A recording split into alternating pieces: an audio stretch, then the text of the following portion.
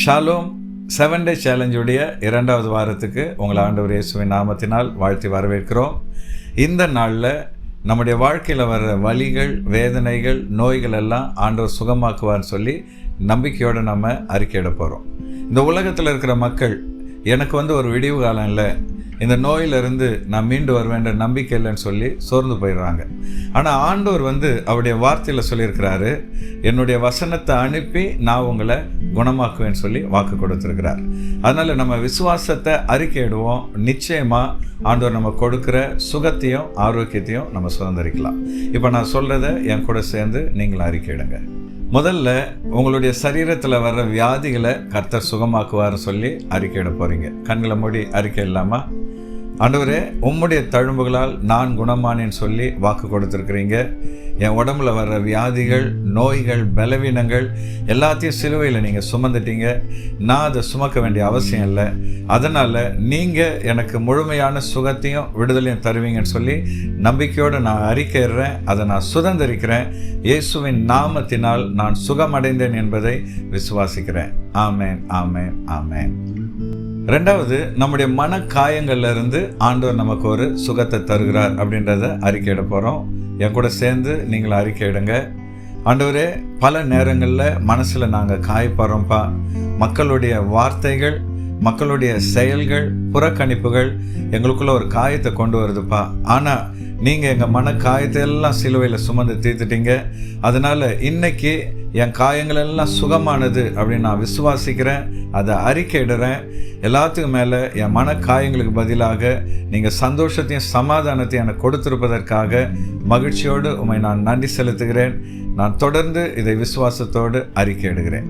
ஆமேன், ஆமேன், ஆமேன். அடுத்து, உணர்ச்சியில் ஏற்படுற காயங்களை ஆண்டவர் சுகமாக்குறான்னு சொல்லி நம்ம அறிக்கையிடலாம். என் கூட சேர்ந்து கண்களை மூடி அறிக்கையிடுங்க. ஆண்டவரே, பல நேரங்களில் எங்கள் இதயங்கள் காயப்படுதுப்பா, எங்களுடைய உணர்ச்சிகள் காயப்படுதுப்பா. அன்பு இருக்க வேண்டிய இடத்துல வெறுப்பும் கசப்பும் வைராக்கியமாக வந்துடுதுப்பா. ஆனால் இன்னைக்கு அந்த கசப்பெல்லாம் எடுத்து போட்டு என் இதயத்தை அன்பினால் நீங்கள் நிரப்பி என் உணர்ச்சியில் ஒரு சுகத்தையும் ஒரு ஹீலிங்கையும் நீங்கள் கொடுப்பதற்காக உமக்கு நன்றி. நான் அதை விசுவாசத்தோடு அறிக்கையிடுகிறேன். இனிமே நான் உணர்ச்சியில் காயப்பட்ட நிலைமையில் கசப்பையும் வெறுப்பையும் வச்சிருக்க மாட்டேன். இந்த நாள் முதல் இயேசுவின் அன்பினால் என் இதயம் நிரம்பி இருக்கிறதுன்றதை நான் விசுவாசிக்கிறேன். அதை நம்பிக்கையோடு நான் அறிக்கையிடுறேன். அது அப்படியே நடப்பதற்காக ஸ்தோத்திரம். ஆமேன், ஆமேன், ஆமேன். 4வதா, உறவுகளை ஆண்டவர் சுகமாக்குகிறார் அப்படின்னு சொல்லி நம்ம விசுவாசத்தோடு அறிக்கை இல்லாமல் கண்களை மூடி என் கூட சேர்ந்து அறிக்கையிடுங்க. ஆண்டவரே, பல நேரங்களில் உறவுகள் உடைஞ்சு போயிடுதுப்பா, நட்புகள் உடைஞ்சு போயிடுது ஆண்டவரே, குடும்பங்கள் உடைஞ்சு போயிடுதுப்பா. ஆனால் இந்த நாளில் நம்பிக்கையோடு நான் அறிக்கையிடுறேன். உடைந்த உறவுகளை மறுபடியும் நீங்கள் கட்ட போகிறீங்க. பிரிந்து போன நட்பை மீண்டும் உறுதியாக்க போகிறீங்க. சிதைந்து போன குடும்பங்களை மறுபடியும் நீங்கள் ஒன்றிணைக்க போகிறீங்க. உங்கள் வல்லமையினால் அது நடக்கும் நான் விசுவாசிக்கிறேன். அதை நான் அறிக்கையிடுறேன். நிச்சயமாக வர நாட்களில் அதை என் கண்ணால் நான் பார்க்க போகிறேன். அதற்காக நான் ஸ்தோத்திரிக்கிறேன். ஆமேன், ஆமேன், ஆமேன். 5வது, கடந்த காலத்தை ஆண்டவர் சுகமாக்க போகிறார். பல நேரங்களில் கடந்த காலத்தையே நினச்சி காயப்பட்ட நிலைமையில் நம்ம வாழறோம். ஆனால் இன்னைக்கு ஆண்டவர் அந்த கடந்த காலத்திலேருந்து நம்மளை மீட்டெடுத்து கொண்டு வர போகிறார். கண்ணை மூடி நம்ம விசுவாச அறிக்கையை சொல்லலாம். ஆண்டவரே, பல நேரங்களில் கடந்த காலத்தில் நாங்கள் எடுத்த தப்பான முடிவுகள், கடந்த நாட்களில் நாங்கள் அனுபவித்த துரோகங்கள், கடந்த நாட்களில் நாங்கள் கடந்து வந்த கண்ணீரின் பாதைகளை நினச்சி வேதனைப்பட்டுருக்குறோம்ப்பா. ஆனால் இன்னைக்கு எங்கள் கடந்த காலத்தை நீங்கள் மாற்றி ஒரு புதிய எதிர்காலத்துக்குள்ளே எங்களை கொண்டு போகிறீங்கன்னு சொல்லி விசுவாசிக்கிறோம். முந்தினவைகளை நினைக்க வேண்டாம், பூர்வமானவைகளை சிந்திக்க வேண்டாம், இதோ ஒரு புதிய காரியத்தை செய்கிறேன்னு சொன்னீங்களே, அதை விசுவாசத்தோடு நாங்கள் அறிக்கையிடுறோம். கடந்த காலத்திலேருந்து எங்களை மீட்டெடுத்து எதிர்காலத்துக்கு நேராக நீர் எங்களை கொண்டு போகிறதுக்காக உம்மை விசுவாசிக்கிறோம், உம்மை ஸ்தோத்தரிக்கிறோம், நன்றி செலுத்துகிறோம். ஆமேன், ஆமேன், ஆமேன். 6வது, நம்முடைய நோக்கத்தை ஆண்டவர் குணமாக்க போறாருன்னு சொல்லி விசுவாசத்தோடு அறிக்கையிடுவோம். கண்களை மூடி என் கூட சேர்ந்து சொல்லுங்க.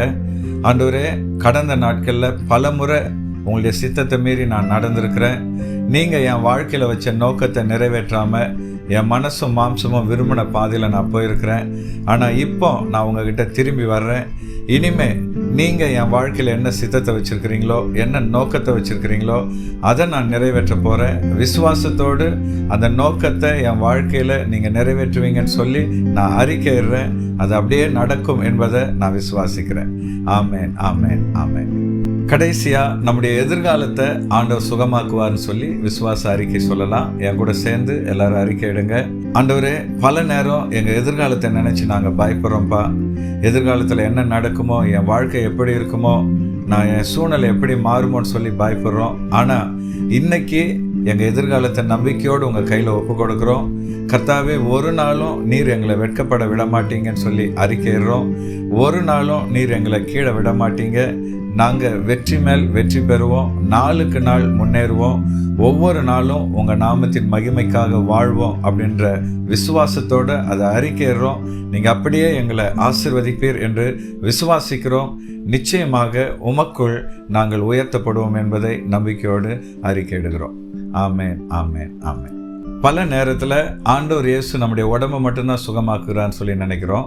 ஆனால் நம்முடைய சரீரத்தை மாத்திரம் இல்லை, நம்முடைய மனசில் இருக்கிற காயங்கள், நம்முடைய உறவில் இருக்கிற விரிசல்கள், நம்முடைய எதிர்காலத்தை குறித்த பயங்கள் எல்லாத்தையும் அவர் சுகமாக்குகிறார். அது மாத்திரம் இல்லை, இதை விசுவாசத்தோடு நம்ம அறிக்கையிடும் பொழுது கர்த்தர் நம்மளை நாளுக்கு நாள் ஆசீர்வதித்து உயர்த்துறார். நம்முடைய மனக்காயத்திலிருந்தும் உடல் பலவீனத்திலிருந்தும் நம்மளை மீட்டு கொண்டு வரார். அதனால் இந்த நாள் முழுசும் இதை அறிக்கையிடுங்க. நிச்சயமாக ஆண்டவர் உங்களை ஆசீர்வதித்து உயர்த்துவார். இந்த விசுவாச அறிக்கை உங்களுக்கு பிரயோஜனமாக இருக்கும்னு சொல்லி நான் நம்புகிறேன். இது உங்களுக்கு ஆசீர்வாதமாக இருந்தால் லைக் பண்ணுங்கள். கமெண்ட் பாக்ஸில் இது எந்த விதத்தில் உங்களுக்கு பிரயோஜனமாக இருந்தது சொல்லி கமெண்ட் பண்ணுங்கள்.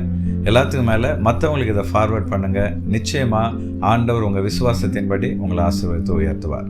Thank you and God bless you.